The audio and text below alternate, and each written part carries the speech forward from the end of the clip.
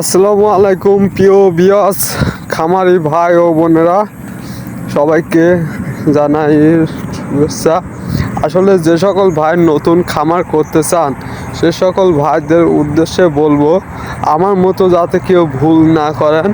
আসলে আমি কি ভুল করছিলাম সেই বিষয়টি আপনাদের সাথে আলোচনা করব আজ।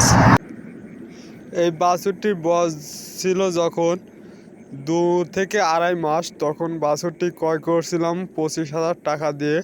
দুধের বাছুর। আসলে দুধের বাছুর ক্রয় করলে কি হয়, আমার এই বাছুরটির স্বাস্থ্য ভালো হয়েছে কিন্তু দামটা আগের মতোই রয়ে গেল।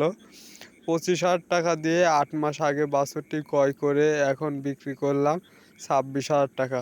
আসলে দুধের বাছুর ক্রয় করে লাভবান হওয়া যায় না, এটা প্র্যাকটিক্যালি আমি দেখলাম। তো আমার খামারে এটাই ছিল প্রথম ভুল, যে দুধের বাছুর ক্রয় করে পালন করা। দুধের বাছুর ক্রয় করে পালন করতে গেলে বাড়িতে যদি দুধের ব্যবস্থা না থাকে তাহলে অবশ্যই এরকম ভুল করা উচিত না। আমি বুঝতে না পেরে আমার পাশের বাসার একজন থেকে বাছুরটি নিয়েছিলাম, দুধের বাছুর।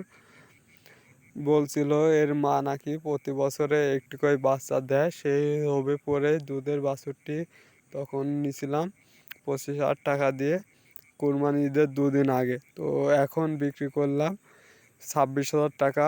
এটা যে পরিমাণ কষ্ট সবাই জানেন, গরু পালন করতে গেলে অবশ্যই কষ্ট করতে হয়, আর এই কষ্ট করেও কোনো লাভবান হতে পারলাম না। তার যারা নতুন ভাই খামার করতে চান তাদের একটি কথাই বলবো, তো ভাই আপনারা দুধের বাছুর কখনোই ক্রয় করবেন না, এটা আমার পক্ষ থেকে অনুরোধ।